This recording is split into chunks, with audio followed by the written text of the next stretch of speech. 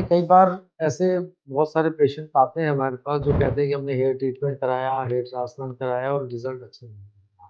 इसके कई पहलू होते हैं। अगर हम मेडिकल ट्रीटमेंट देखें, तो मेडिकल ट्रीटमेंट में दवाइयाँ हैं, इंजेक्शंस होते हैं, पीआरपी के, जीएफसी के इंजेक्शंस होते हैं और कुछ लोशंस होते हैं लगाने के। ये लंबा ट्रीटमेंट होता है और इसमें जैसे बाल पहले धीरे-धीरे झड़ते हैं, फिर पूरे झड़ते हैं, पतले होते हैं और पूरा बाल झड़ती है। तो वैसे ही इम्प्रूवमेंट भी होता है कि पहले बाल झड़ने कम होंगे, फिर झड़ने बंद होंगे, फिर नए आएँगे और बचे हुए बाल थोड़े बेटर होंगे। और कौन-सी स्टेज में हम मेडिकल ट्रीटमेंट कर रहे हैं, उसके ऊपर भी डिपेंड करता है। अगर पूरी स्किन बाल्ड हो गई है, बिल्कुल बाल नहीं है, तो उसमें हम कितना भी मेडिकल ट्रीटमेंट कर लें, कई बार उसमें इम्प्रूवमेंट नहीं आता। तो फेल्योर के जो कारण होते हैं, एक तो प्रॉपर अगर डॉक्टर की सलाह नहीं माने, प्रॉपर डॉक्टर से मिले जो कौन-सी स्टेज पे कौन-सा ट्रीटमेंट करना है, वो बताएँ। फिर कई बार हम मेडिकल ट्रीटमेंट करते भी हैं, पर लोग अपनी लाइफ़स्टाइल चेंज नहीं करते हैं। जैसे बहुत लेट सोना है, क्रैश डाइट करना है, अल्कोहल है, स्मोकिंग है, थायराइड की प्रॉब्लम है, पीसीओएस के प्रॉब्लम है, तो ये सब चीज़ें हैं, साथ में जेनेटिक प्रॉब्लम।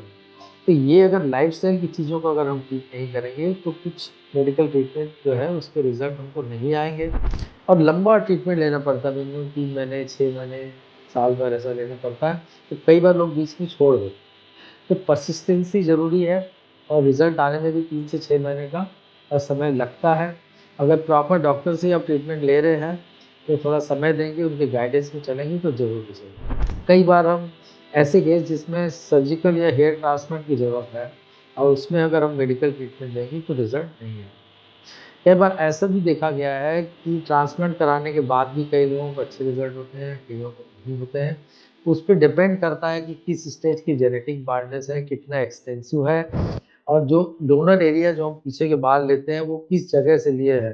प्रॉपर एक लाइन होती है कान के पीछे से दो एक कान से दूसरे कान के बीच में, उस एरिया से अगर लेंगे तो उनके बाल लंबे समय तक चलते हैं और आजू-बाजू कहीं से लेंगे तो हो सकता है जेनेटिक के कारण कुछ साल के बाद वो बाल भी झड़ जाएँ।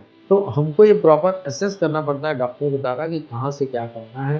कई बार अगर सिर में बाल पूरे नहीं होते तो हम दाढ़ी भी बाँध लेते हैं, चेस्ट पे बाल। तो एक तो किस केस में क्या कहाँ के बाल आएँगे, कितना रिज़ल्ट आएगा, वो हमको डिटेल डिस्कस करना पड़ता है डॉक्टर से। एक्सपेक्टेशंस उसी के हिसाब से रखनी है। अगर हम बहुत हाई एक्सपेक्टेशन रखें और उनका डोनर प्रॉपर नहीं है, केयर प्रॉपर नहीं हो रही है, तो रिज़ल्ट अच्छे नहीं है।